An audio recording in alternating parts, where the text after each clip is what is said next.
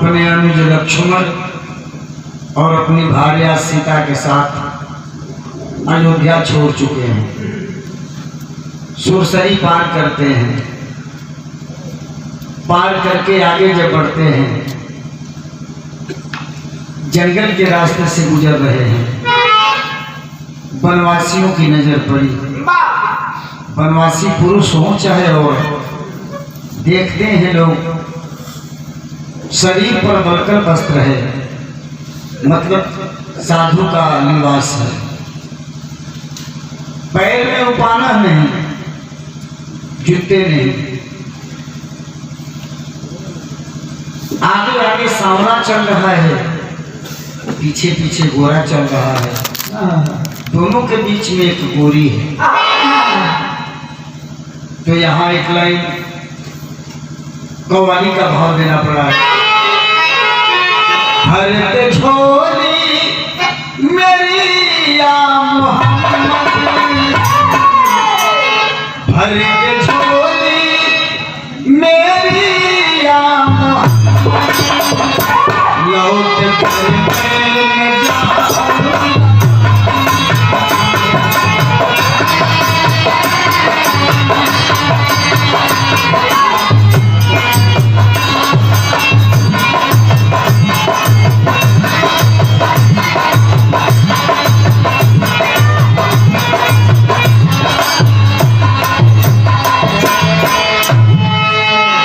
गाने के अंदर भाव दिया गया है कि पार सुरसरी किए दोनों भ्राता,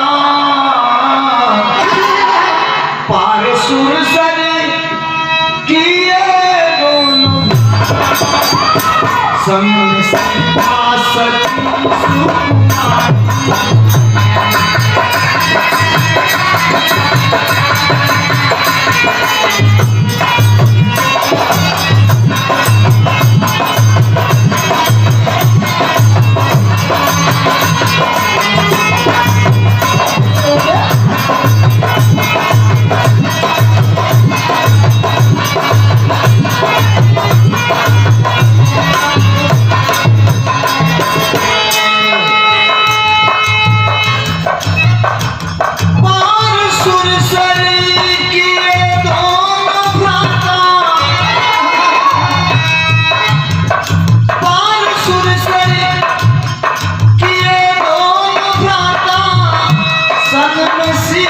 सती सुकुमारी। जिस नगर से नगर से गुजरते, जिस नगर से नगर से पीछे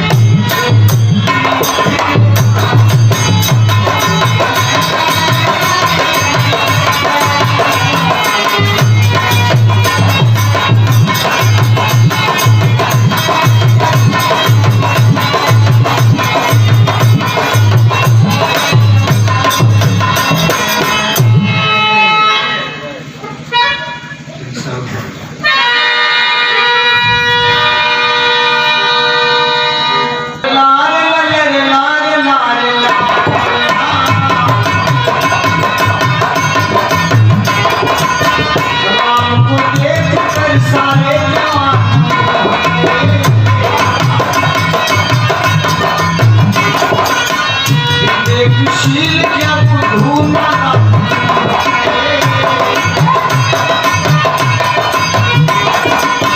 सावली बोल कैसी शलोनी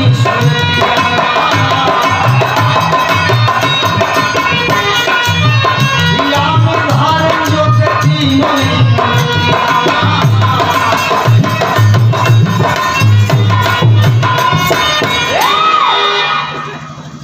बड़ा अचरज बा। पैर देखला पर इतना कोमल बा। अरे जंगल का जमीन इतनी कड़ी बा, कंकरीली जमीन बा, काट कुछ से भरल रास्ता बा। ये कहाँ जात हूँ, कहाँ कर रहे वाला हूँ। सांझ होकर जा रहा बा। वनवासी पुरुष लोग कहलन कि ये महाराज हिरतिया में कहाँ आगे बढ़ जात हुआ। एक रात यहाँ बिताला हम के बीच में। कल सवेर से आगे बढ़िया, लेकिन ई जनाए जिसे कि राम सुनत ना हो। मेरी मंजिल कहीं और है, आगे जाना है हमें। रोहिनगर के बनवासी पुरुष लोग पूछ दे हलन, का पूछ दे हलन, गीत लगत बा कि अरे हमारा करजवा पहले हूँ श्रृंगार रस होत रहते, आजो श्रृंगार रस होता। अंतर इतने बा कि आज के श्रृंगार रस एकदम भाव सावन बा, हाँ ओपन बा। अब पहले कभी श्रृंगार रस इसे कम ना रहा, लेकिन छाया बाद में मजीद भारती मुसलमान होते हुए मजीद भारती भोजपुरी में डोले रहे कि हमरा करजवा, अरे हमरा करजवा, हमरा करजवा मैं छुरी छुभवलू, अब हमरा करजवा मैं छुरी धसवलू, बताव चिरई, बताव चिरई रात कहाँ।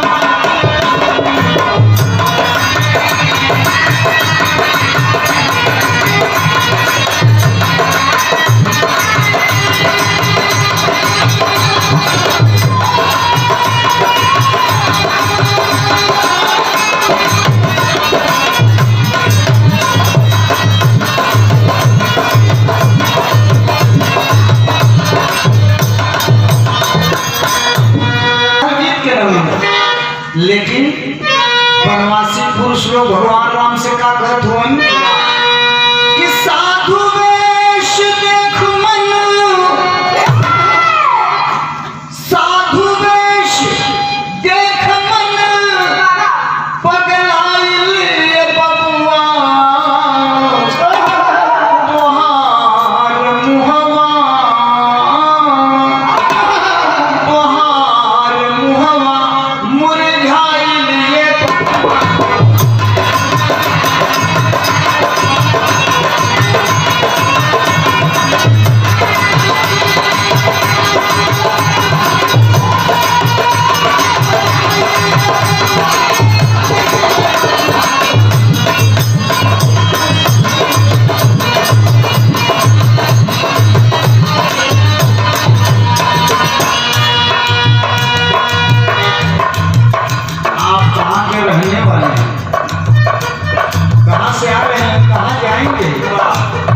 परिचय क्या है?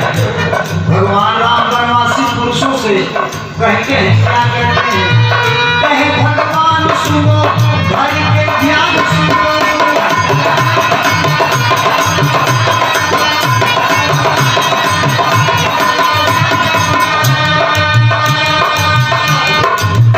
अवध का वासी में नहीं उदासी,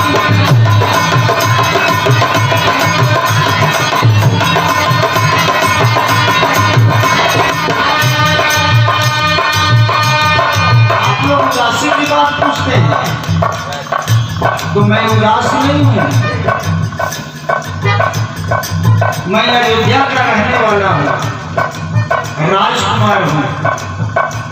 एक बात और कहते हैं, नहीं खाना है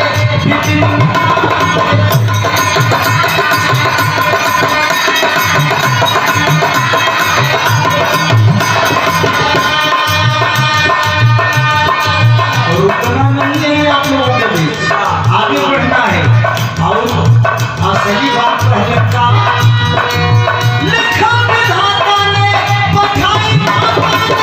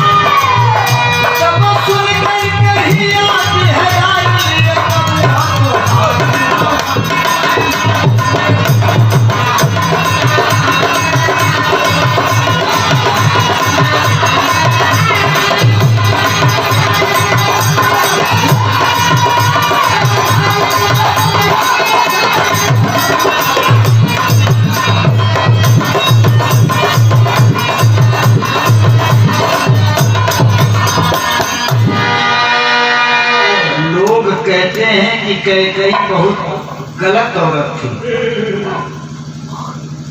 हम कहते हैं गलत औरत नहीं थी। राम कहते हैं लिखा विधाता ने पठाई माता ने।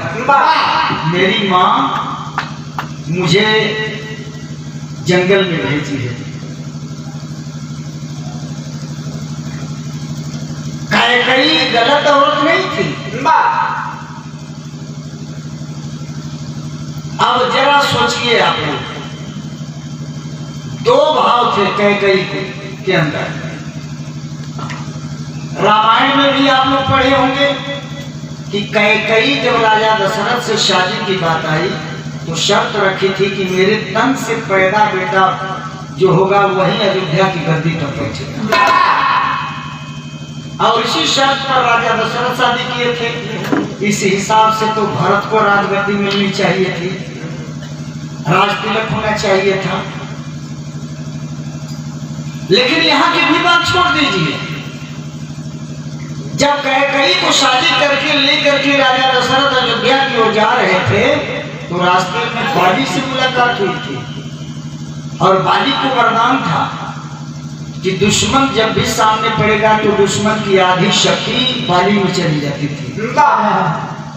चक्रवर्ती राजा दशरथ की रास्ता को रोक लिया, उनकी रथ को रोक लिया बाली, इसलिए कि उस जमाने की विश्व सुंदरी थी कैकेयी।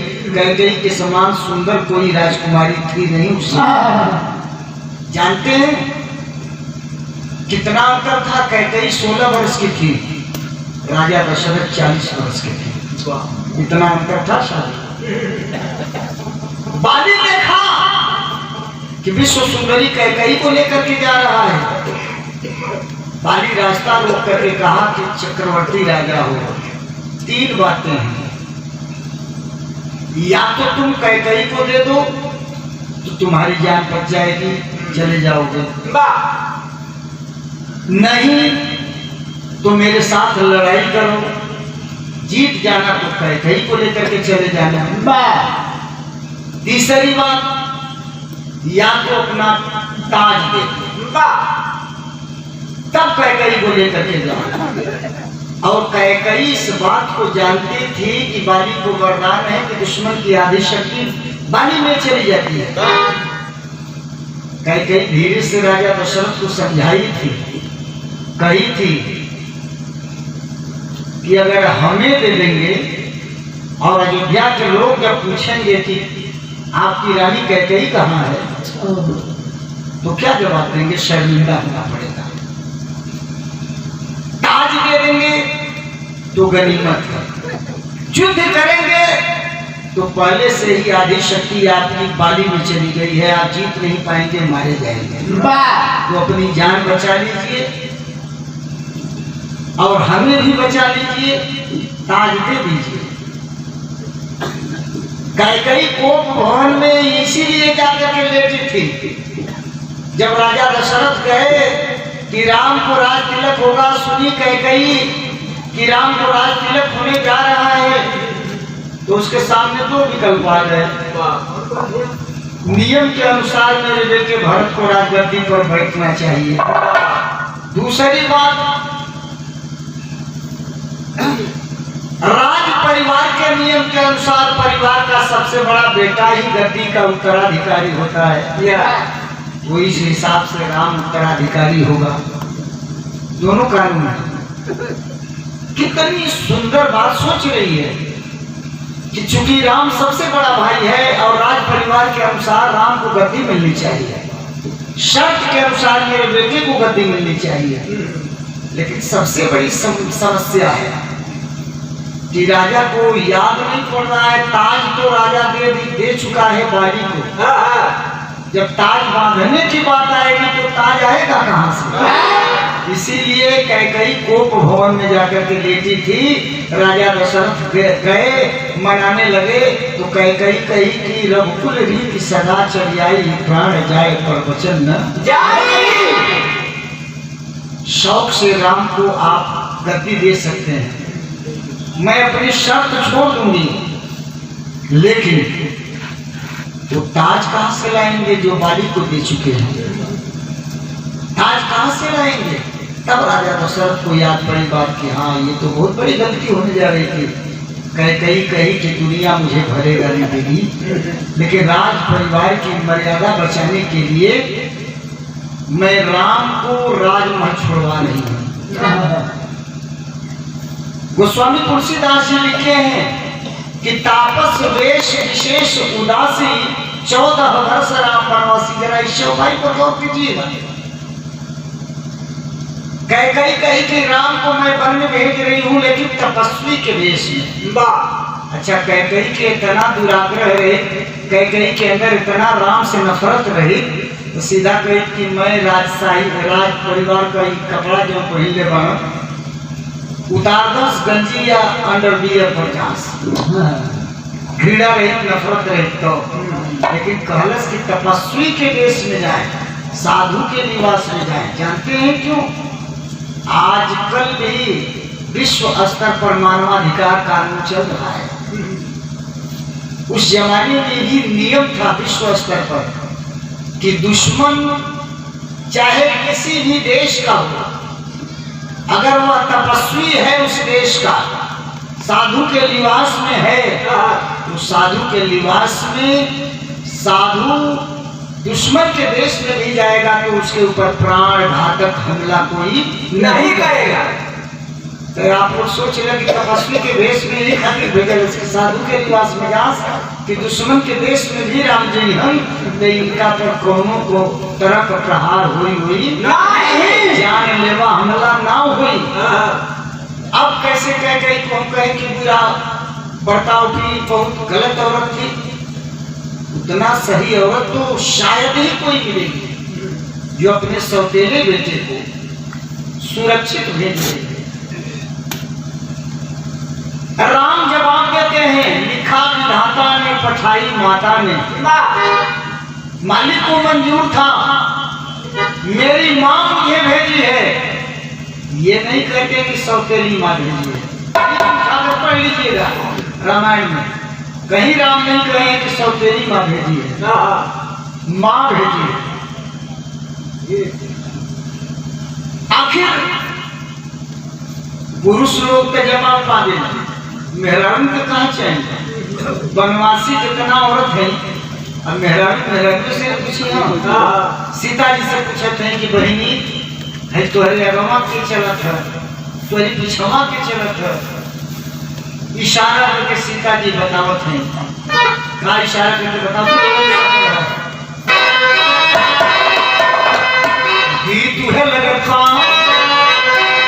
कि छपरा शहरिया में, छपरा शहरिया में, अरे बिकला हो चरखा देवर मोरा।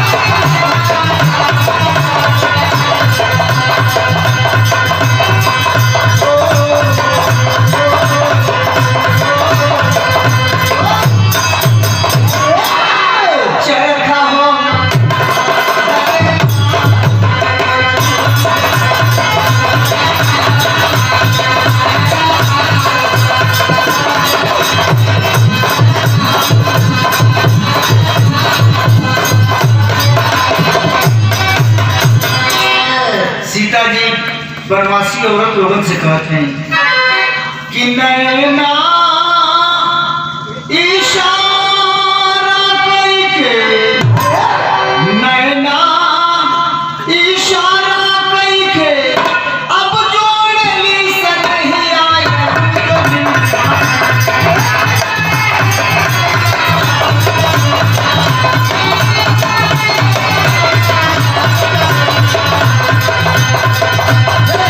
जोड़ली से नहीं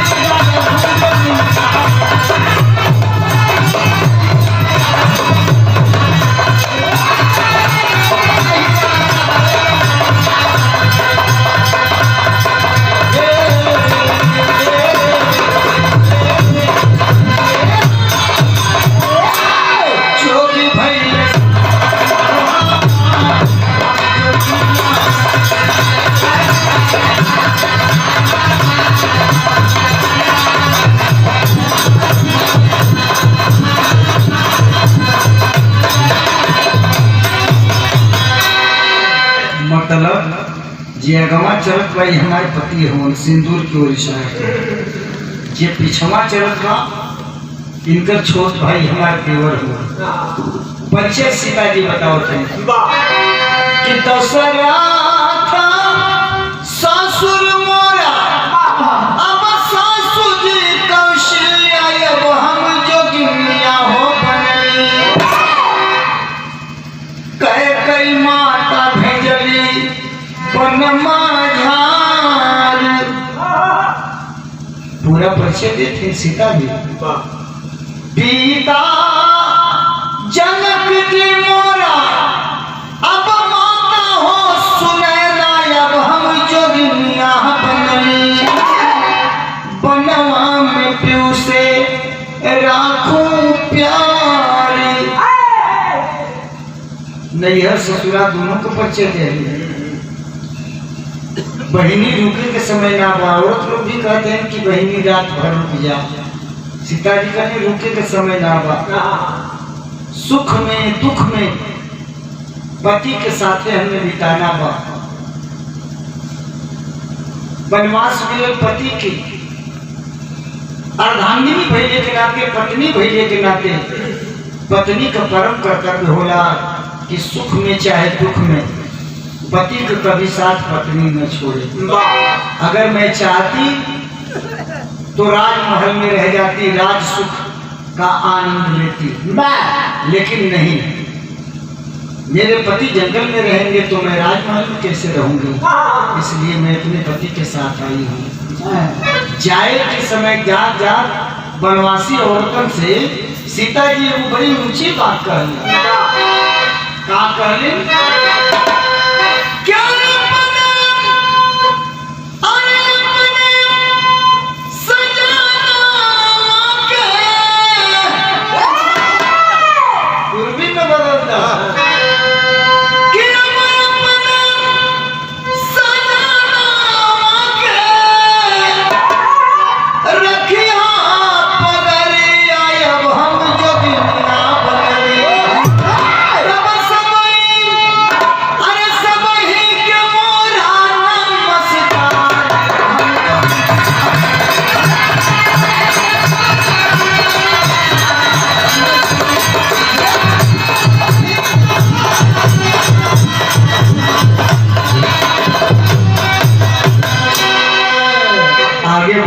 तीनों जने नतीजा कि पंचवटी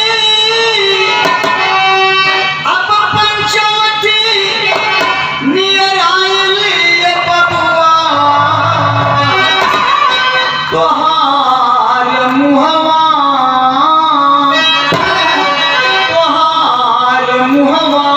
मुरझाइले बबुआ।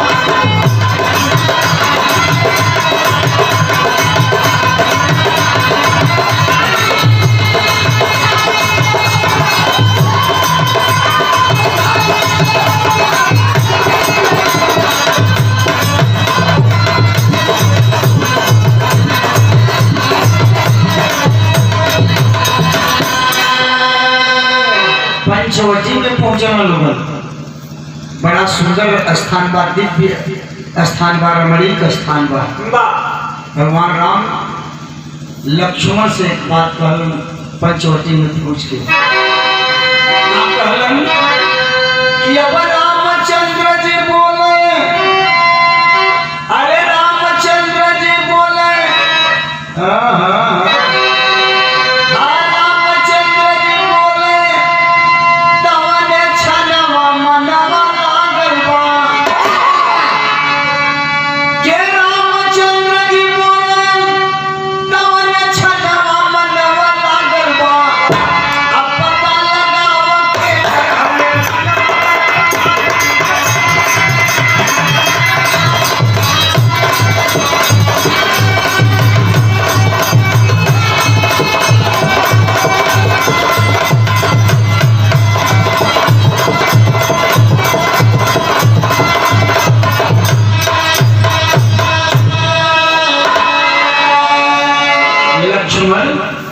बहुत सुंदर स्थान है, रहने लायक ये स्थान है।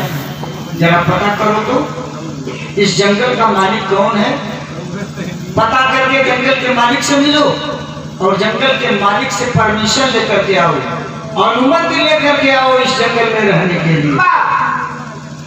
अभी आया हूँ भैया। लक्ष्मण जी कह करके धनुष बाण उठाए। आज जब जाए गलत कर ले भगवान राम लक्ष्मण से कहा कि सुना कि तू गर्म मिजाज का हो, मिजाज के होश में रखी है, कौन ऐसा अनुचित काम मत करी है, गलत काम मत करी है कि हमारे पास को रहने आ जाए। कहना ठीक, आपका आज्ञा है, आपका बात सिरोधारे है। चल गए लक्ष्मण जी, चल लखान बूढ़ा, चल लखान बूढ़ा, बंदर एक भेटायल हो, आप पूछलन ठिकाना तब बनरा मुस्कायल हो। जी भबिरावन, अरे जी भबिरावन, देखला में बेलनवा मनवा लागल बा, क्रोधित भइले लक्ष्मण जी के तना मनवा लागल बा। पेड़ के डाल पर एक बूढ़ा बंदर बैठल रहा।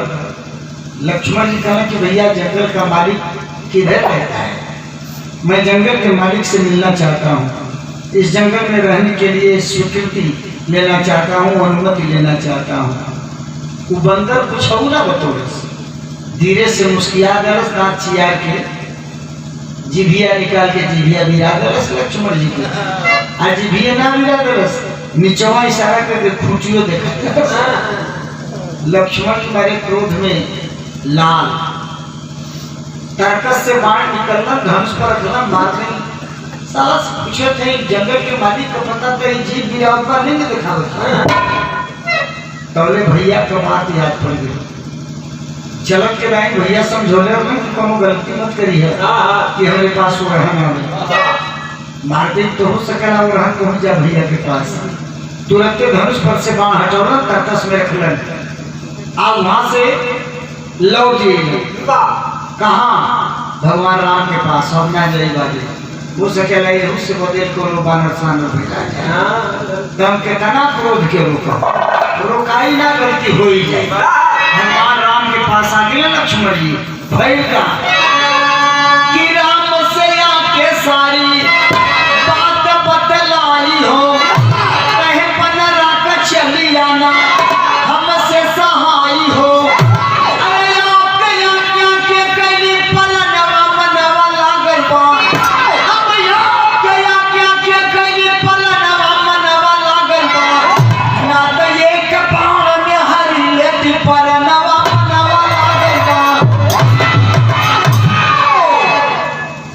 जब चली ना तो तू हमारी हाथ में हथकड़ी डाल देगा, पाँव में बेड़ी डाल देगा। भगवान राम का क्या बात भाई, कहना कि खाली आपका बात मान के वो बानर के छोड़ देली, नहीं तो एक के बाण में काम खत्म कर देले हुए। भगवान राम कहना कि क्या बात भाई, बात तो बतेगा। कहना कि वो बानर बूढ़ कर मिल गई। पूछली है कि जंगल के मालिक के रहे, उनसे अनुमति लेवे के बाद पता बता देता तो बानर जीप गिरा दे सर, लिंग दिखा दे सर। अभी सहे वाली बात बा। भगवान राम कहलन कि काते जब मरला नाना कहलन कि मार दे, मारे के तो विचार ला मार दे हो, लेकिन उहे बाकी चले के गई जब तो बतिया कहला वही के हम ढोली। भगवान राम कहलन कि बढ़िया की रामायण पुराण से लोगों की घृणा होता, लेकिन जरा भाव स्तर पर गौर करिए, कितनी ऊंची बात, कितना ऊंचा दर्शन है यहाँ पर। भगवान राम लक्ष्मण से कहते हैं कि नहीं मारा तो अच्छा किया, मार दिया होता तभी गलत काम हो जाता। बंदर जो जीभ निकाल करके दिखाया, जीभ गिराया और लिंग दिखाया, दोनों का माने मकसद है। लक्ष्मण शायद तो समझ नहीं पाया। बंदर का कहना था कि जंगल के मालिक का पता मत पूछो, जहां इच्छा हो जंगल में रहो, विचरण करो, लेकिन दो चीज से बच करके रहना। कितनी ऊंची बात राम समझाते हैं लक्ष्मण को, कहते हैं कि जीभ के बचा के रहिया जंगल मझारी हो, लिंग के बचा के वन में रहिया ब्रह्मचारी हो। तो बंदर के ये कहे का मतलब रहा कि प्रदेश में आई बड़ा जीभ के चटनी मत बनई। हम हो तब आप लोग होखा तब चाहे केहू होखे, जे प्रदेश में रही अजीब के चटनी बनाई तो निश्चित बा क्योंकि कर्जदार होखे के बाद 2 पैसा कमाई 4 पैसा खर्चा कर जीव के चटनी बनावे तो कर्जदार होइबे करी। प्रदेश में कहीं जाए पड़ा तो लंगोटा कस के रखो, लंगोटा के ढीला मत होकर, लंगोटा के ढीला होई तो प्रदेश का दबातिए छोड़ दो, गाँव में जुटल पैदार होई कि ना हो। कितनी ऊंची बात वो बंदर संदेश देले लक्ष्मण के। वो बंदर के कहे का मतलब रहा कि प्रदेश में आई वाला लक्ष्मण लंगोटा का ढीला मत हुई है, चरित्र के हीन मत हुई है, बिना भी कोनो में हरारू के देखला तो फुरबुद्धि उड़ावे लगला, तो ऐसे गलत काम मत करी है। नहीं तो धोखा तो धोखा, ऊपर से जो लाल जूता पड़ी तो हम अलगा पड़ा केहू खातिर के भाव बा, हमारे खातिर नहीं आपो लोगों खातिर केहू खातिर के कहले हमारा लक्ष्मण केरे जीभ के बचा के रहिया जंगल मझारी हो, लिंग के बचा के वन में रही हम ब्रह्मचारी